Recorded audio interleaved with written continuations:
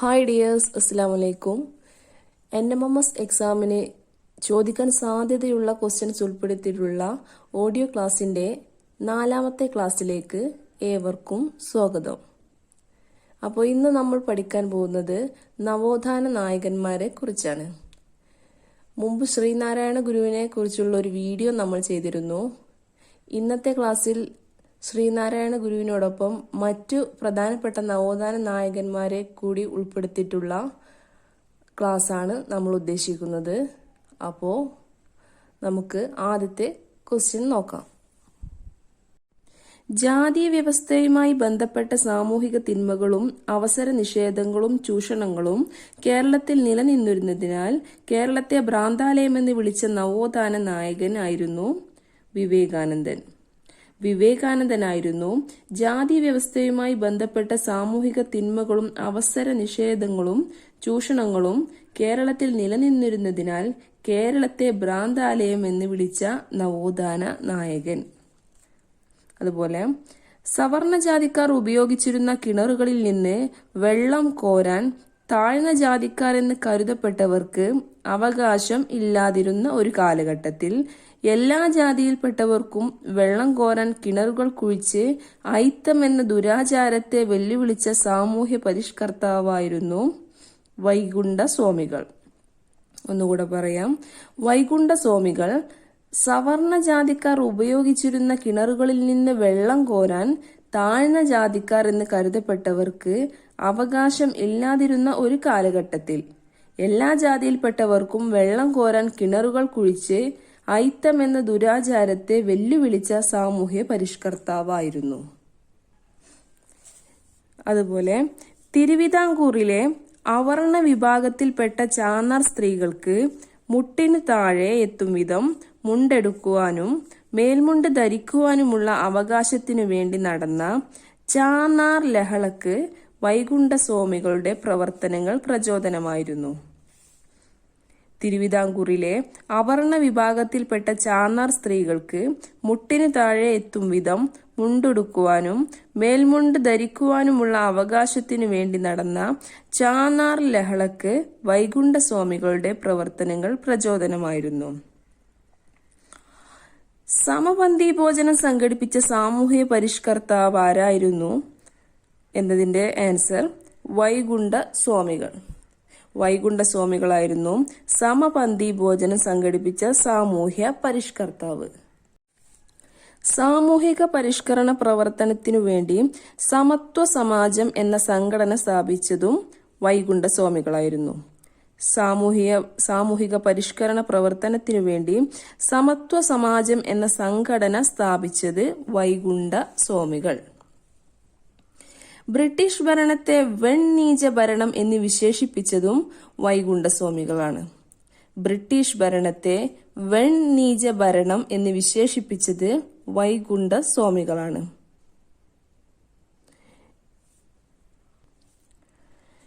ചട്ടമ്പി സ്വാമികൾ ജനിച്ചത് തിരുവനന്തപുരത്തെ കണ്ണൻമൂലയിലായിരുന്നു. തിരുവനന്തപുരത്തെ കണ്ണൻമൂലയിൽ ജനിച്ച സാമൂഹ്യ പരിഷ്കർത്താവായിരുന്നു ചട്ടമ്പി സ്വാമികൾ.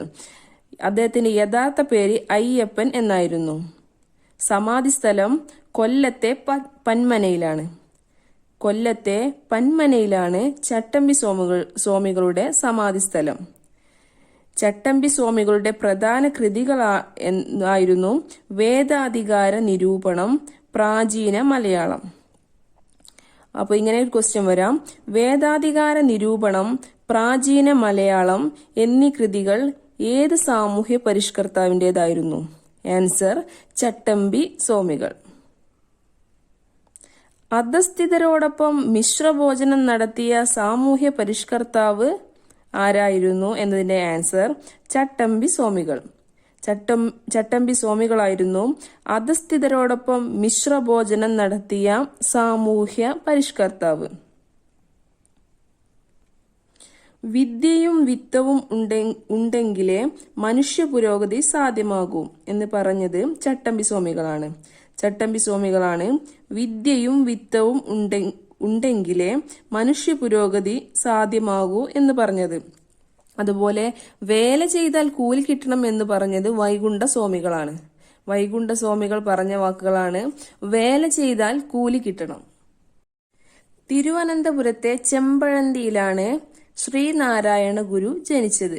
ശ്രീനാരായണ ഗുരുവിന്റെ ജനനം തിരുവനന്തപുരത്തെ ചെമ്പഴന്തിയിൽ. ആത്മോപദേശ ശതകം, ദർശനമാല, ദൈവദശകം എന്നിവ ശ്രീനാരായണ ഗുരുവിന്റെ പ്രധാന കൃതികളാണ്. ആത്മോപദേശ ശതകം, ദർശനമാല, ദൈവ ദശകം. ഗുരുവിന്റെ പ്രവർത്തനങ്ങളുടെ പ്രധാന ലക്ഷ്യങ്ങൾ: 1. ജാതി വ്യവസ്ഥ ഇല്ലാതാക്കുക. 2. ഒരു പരിഷ്കൃത സമൂഹത്തെ രൂപപ്പെടുത്തുക എന്നതും ജാതി വ്യവസ്ഥയെ ഇല്ലാതാക്കുക എന്നതുമായിരുന്നു ശ്രീനാരായണ ഗുരുവിന്റെ പ്രവർത്തനങ്ങളുടെ പ്രധാന ലക്ഷ്യം. ആലുവയിൽ സർവമത സമ്മേളനം വിളിച്ചു ചേർത്ത നവോത്ഥാന നായകനായിരുന്നു ശ്രീനാരായണ ഗുരു. ആലുവയിൽ സർവമത സമ്മേളനം വിളിച്ചു ചേർത്ത നവോത്ഥാന നായകനായിരുന്നു ശ്രീനാരായണ ഗുരു. സർവമത സമ്മേളനത്തിന്റെ കവാടത്തിൽ ശ്രീനാരായണ ഗുരു കുറിച്ച വരികളായിരുന്നു: വാദിക്കുവാനും ജയിക്കുവാനുമല്ല, അറിയാനും അറിയിക്കുവാനുമാണ് ഈ സമ്മേളനം. വാദിക്കുവാനും ജയിക്കുവാനുമല്ല, അറിയാനും അറിയിക്കുവാനുമാണ് ഈ സമ്മേളനം എന്നത് സർവമത സമ്മേളനത്തിന്റെ കവാടത്തിൽ ശ്രീനാരായണ ഗുരു കുറിച്ച വരികളാണ്. പുളിക്കുടി, തിരണ്ടു കല്യാണം, താലികെട്ടു കല്യാണം തുടങ്ങിയ ദുരാചാരങ്ങൾക്കെതിരെ ജനങ്ങളെ ബോധവൽക്കരിച്ച നവോത്ഥാന നായകനായിരുന്നു ശ്രീനാരായണ ഗുരു. അതുപോലെ ആർഭാടവും അമിത വ്യയവും ഒഴിവാക്കി ലളിത ജീവിതം നയിക്കാൻ ജനങ്ങളെ ഉപദേശിച്ചു. ശ്രീനാരായണ ഗുരു ആർഭാടവും അമിത വ്യയവും ഒഴിവാക്കി ലളിത ജീവിതം നയിക്കാൻ ജനങ്ങളെ ഉപദേശിച്ചു. ഗുരു സന്ദേശങ്ങൾ പ്രചരിപ്പിക്കുവാനും നടപ്പിലാക്കാനും വേണ്ടി 1903 സ്ഥാപിക്കപ്പെട്ട സംഘടനയാണ് ശ്രീനാരായണ ധർമ്മ പരിപാലന യോഗം. ശ്രീനാരായണ ധർമ്മ പരിപാലന യോഗം എന്ന സംഘടന ഗുരു സന്ദേശങ്ങൾ പ്രചരിപ്പിക്കുവാനും നടപ്പിലാക്കുവാനും വേണ്ടി 1903 സ്ഥാപിക്കപ്പെട്ട സംഘടനയാണ്. ഇനി ക്ഷേത്ര നിർമ്മാണമല്ല, വിദ്യാലയ നിർമ്മാണമാണ് ജനതയ്ക്കു വേണ്ടത്. പ്രധാന ദേവാലയം വിദ്യാലയം തന്നെയാകണം എന്ന് പറഞ്ഞത് ശ്രീനാരായണ ഗുരുവാണ്. ഇനി ക്ഷേത്ര നിർമ്മാണമല്ല, വിദ്യാലയ നിർമ്മാണമാണ് ജനതയ്ക്കു വേണ്ടത്. പ്രധാന ദേവാലയം വിദ്യാലയം തന്നെയാകണം. ഇത് പറഞ്ഞത് ശ്രീനാരായണ ഗുരുവാണ്. ശ്രീനാരായണ ഗുരുവിന്റെ അവസാന പ്രതിഷ്ഠ നടന്ന സ്ഥലമാണ് ആലപ്പുഴയിലെ കളവൻകോടത്ത്. ആലപ്പുഴയിലെ കളവൻകോടത്തായിരുന്നു ഗുരുവിന്റെ അവസാന പ്രതിഷ്ഠ നടന്ന സ്ഥലം. അടുത്ത നവോത്ഥാന നായകനാണ് അയ്യങ്കാളി. ജനിച്ചത് വെങ്ങാനൂർ, തിരുവനന്തപുരത്തെ വെങ്ങാനൂരിലാണ് അയ്യങ്കാളി ജനിച്ചത്. അധസ്ഥിതരുടെ ഉന്നമനത്തിനു വേണ്ടി പ്രയത്നിച്ച പരിഷ്കർത്താവാണ് അയ്യങ്കാളി. അധസ്ഥിതർക്കു മാത്രമായി ഒരു വിദ്യാലയം അയ്യങ്കാളി ആരംഭിച്ച വർഷം 1904 1904 അധസ്ഥിതർക്കു മാത്രമായി ഒരു വിദ്യാലയം അയ്യങ്കാളി ആരംഭിച്ചത്.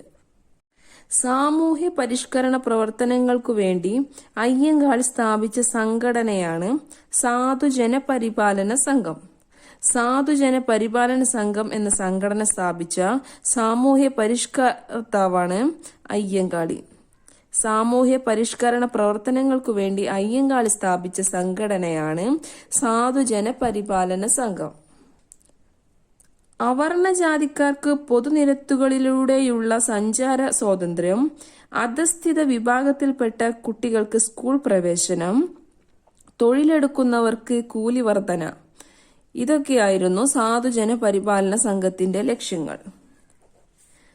അവർണ ജാതിക്കാർക്ക് പൊതുനിരത്തുകളിലൂടെയുള്ള സഞ്ചാര സ്വാതന്ത്ര്യം, അധസ്ഥിത വിഭാഗത്തിൽപ്പെട്ട കുട്ടികൾക്ക് സ്കൂൾ പ്രവേശനം, തൊഴിലെടുക്കുന്നവർക്ക് കൂലി വർധന, ഇതൊക്കെയായിരുന്നു സാധുജന പരിപാലന സംഘത്തിന്റെ ലക്ഷ്യങ്ങൾ.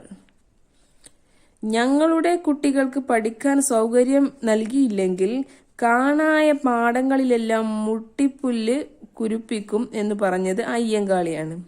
അയ്യങ്കാളിയുടെ വാക്കുകളാണ്. ഞങ്ങളുടെ കുട്ടികൾക്ക് പഠിക്കാൻ സൗകര്യം നൽകിയില്ലെങ്കിൽ കാണായ പാഠങ്ങളിലെല്ലാം മുട്ടിപ്പുല്ല് കുരുപ്പിക്കും എന്ന് പറഞ്ഞ നവോത്ഥാന നായകൻ. അയ്യങ്കാളി വില്ലുവണ്ടി യാത്ര നടത്തിയ വർഷം 1893 1893 അയ്യങ്കാളി വില്ലുവണ്ടി യാത്ര നടത്തിയ വർഷം. അതുപോലെ അധസ്ഥിത വിഭാഗത്തിൽപ്പെട്ട സ്ത്രീകൾ കല്ലുമാല ആഭരണമായി ധരിക്കുന്നവരായിരുന്നു. കീഴായ്മയുടെ ചിഹ്നമായ കല്ലുമാല വലിച്ചെറിയാൻ അയ്യങ്കാളി അവരോട് അഭ്യർത്ഥിച്ചു. അധസ്ഥിതർ വലിച്ചെറിഞ്ഞ കല്ലുമാലകൾ 4-5 അടി ഉയരത്തിൽ കുമിഞ്ഞുകൂടി. ഈ സംഭവമാണ് കല്ലുമാല സമരം. ഒന്നുകൂടെ പറയാം. അധസ്ഥിത വിഭാഗത്തിൽപ്പെട്ട സ്ത്രീകൾ കല്ലുമാല ആഭരണമായി ധരിക്കുന്നവരായിരുന്നു. കീഴായ്മയുടെ ചിഹ്നമായ കല്ലുമാല വലിച്ചെറിയാൻ അയ്യങ്കാളി അവരോട് അഭ്യർത്ഥിച്ചു. അധസ്ഥിതർ വലിച്ചെറിഞ്ഞ കല്ലുമാലകൾ 4-5 അടി ഉയരത്തിൽ കുമിഞ്ഞുകൂടി. ഈ സംഭവമാണ് കല്ലുമാല സമരം. അന്ധവിശ്വാസങ്ങൾക്കെതിരെ പോരാടിയ നവോത്ഥാന നായകനായിരുന്നു വക്കം അബ്ദുൽ ഖാദർ മൗലവി. അന്ധവിശ്വാസങ്ങൾക്കെതിരെ പോരാടിയ നവോത്ഥാന നായകനായിരുന്നു വക്കം അബ്ദുൽ ഖാദർ മൗലവി. ഇംഗ്ലീഷ് വിദ്യാഭ്യാസത്തെ അദ്ദേഹം പ്രോത്സാഹിപ്പിച്ചു. സ്ത്രീ വിദ്യാഭ്യാസത്തെ പരിപോഷിപ്പിച്ചു. ശാസ്ത്രം, കല എന്നീ വിഷയങ്ങളിലൂന്നിയ പഠനത്തെയും പ്രോത്സാഹിപ്പിച്ചു. വക്കം അബ്ദുൽ ഖാദർ മൗലവി അന്ധവിശ്വാസങ്ങൾക്കെതിരെ പോരാടി, ഇംഗ്ലീഷ് വിദ്യാഭ്യാസം പ്രോത്സാഹിപ്പിച്ചു, സ്ത്രീ വിദ്യാഭ്യാസത്തെ പരിപോഷിപ്പിച്ചു, ശാസ്ത്രം, കല എന്നീ വിഷയങ്ങളിലൂന്നിയ പഠനത്തെ പ്രോത്സാഹിപ്പിച്ചു. മലയാളം, ഉറുദു, അറബിക്, സംസ്കൃതം, പേർഷ്യൻ തുടങ്ങിയ ഭാഷകളിൽ പാണ്ഡിത്യമുണ്ടായിരുന്ന നവോത്ഥാന നായകനായിരുന്നു വക്കം അബ്ദുൽ ഖാദർ മൗലവി. മലയാളം, ഉറുദു, അറബിക്, സംസ്കൃതം, പേർഷ്യൻ തുടങ്ങിയ ഭാഷകളിൽ പാണ്ഡിത്യമുണ്ടായിരുന്ന നവോത്ഥാന നായകനായിരുന്നു വക്കം അബ്ദുൽ ഖാദർ മൗലവി. അതുപോലെ സ്വദേശാഭിമാനി പത്രത്തിന്റെ സ്ഥാപകനായിരുന്നു വക്കം അബ്ദുൽ ഖാദർ മൗലവി. വക്കം അബ്ദുൽ ഖാദർ മൗലവിയാണ് സ്വദേശാഭിമാനി പത്രത്തിന്റെ സ്ഥാപകൻ. അദ്ദേഹം സ്ഥാപിച്ച മറ്റു മാസികകളാണ് മുസ്ലിം, അൽ ഇസ്ലാം എന്നിവ. മുസ്ലിം, അൽ ഇസ്ലാം എന്നീ മാസികകൾ സ്ഥാപിച്ച നവോത്ഥാന നായകനായിരുന്നു വക്കം അബ്ദുൽ ഖാദർ മൗലവി. സമ്പന്നർ പാവങ്ങൾക്ക് വിദ്യാഭ്യാസം നൽകാനുള്ള ചെലവ് വഹിക്കുകയും അവർക്ക് ഉന്നത വിദ്യാഭ്യാസം ലഭ്യമാക്കാൻ സഹായിക്കുകയും വേണം എന്ന് പറഞ്ഞത് വക്കം അബ്ദുൽ ഖാദർ മൗലവിയാണ്. അതുപോലെ മതവിദ്യാഭ്യാസത്തോടൊപ്പം ഭൗതിക വിദ്യാഭ്യാസവും നേടിയെങ്കിലേ മനുഷ്യ പുരോഗതി സാധ്യമാവുകയുള്ളൂ എന്ന് പറഞ്ഞതും വക്കം അബ്ദുൽ ഖാദർ മൗലവിയാണ്. സാമൂഹികമായ പിന്നാക്കാവസ്ഥ പരിഹരിക്കുവാനുള്ള മാർഗം വിദ്യാഭ്യാസമാണ് എന്ന് പറഞ്ഞതും വക്കം അബ്ദുൽ ഖാദർ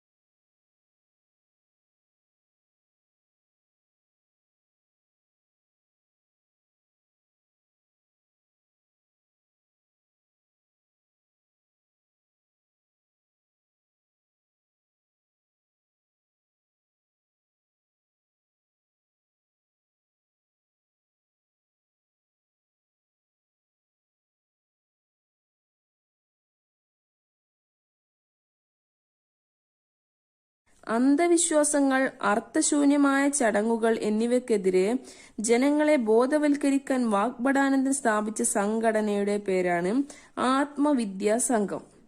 ആത്മവിദ്യാ സംഘം സ്ഥാപിച്ചത് വാഗ്ഭടാനന്ദനാണ്. അന്ധവിശ്വാസങ്ങൾ, അർത്ഥശൂന്യമായ ചടങ്ങുകൾ എന്നിവയ്ക്കെതിരെ ജനങ്ങളെ ബോധവൽക്കരിക്കാൻ വാഗ്ഭടാനന്ദൻ സ്ഥാപിച്ച സംഘടനയാണ് ആത്മവിദ്യാ സംഘം. അടുക്കളയിൽ നിന്ന് അരങ്ങത്തേക്ക് എന്ന നാടകം രചിച്ചത് വി.ടി. ഭട്ടതിരിപ്പാടാണ്. കേരളത്തിന്റെ സാമൂഹിക വിദ്യാഭ്യാസ മേഖലകളിൽ പുത്തനുണർവ് സൃഷ്ടിച്ച മറ്റൊരു പരിഷ്കർത്താവാണ് വി.ടി. ഭട്ടതിരിപ്പാട്. അടുക്കളയിൽ നിന്ന് അരങ്ങത്തേക്ക് എന്ന നാടകം രചിച്ചതും വി.ടി. ഭട്ടതിരിപ്പാട്. തോൽവിറക് സമരം നടന്ന സ്ഥലമാണ് കാസർഗോഡിലെ ചീമേനി. മേച്ചിൽപുല്ല് സമരം നടന്ന സ്ഥലമാണ് കണ്ണൂരിലെ കണ്ടകൈ. കണ്ണൂരിലെ കണ്ടകയിലാണ് മേച്ചിൽപുല്ല് സമരം നടന്നത്. തോൽവിറക് സമരം നടന്നത് കാസർഗോഡിലെ ചീമേനിയിലും. മേച്ചിൽപുല്ല് സമരത്തിന് നേതൃത്വം നൽകിയ വനിതയാണ് കണ്ടകൈ കുഞ്ഞാക്കമ്മ. കണ്ടകൈ കുഞ്ഞാക്കമ്മയാണ് മേച്ചിൽപുല്ല് സമരത്തിന് നേതൃത്വം നൽകിയ വനിത. നമ്പൂതിരി സ്ത്രീകളെ സ്വയം പര്യാപ്തമാക്കാനുള്ള പ്രവർത്തനങ്ങൾക്ക് നേതൃത്വം നൽകിയ വനിതകളാണ് ആര്യ പള്ളം, ദേവകി നരിക്കാട്ടിരി, പാർവതി നെന്മേനി മംഗലം. അപ്പോൾ ഡിയേഴ്സ്, ഇന്നത്തെ ക്ലാസ് ഇവിടെ അവസാനിച്ചിരിക്കുന്നു. മറ്റൊരു ക്ലാസ്സുമായി വീണ്ടും വരാം. അതുവരെ എല്ലാവർക്കും ബൈ ബൈ. അസ്സലാമു അലൈക്കും.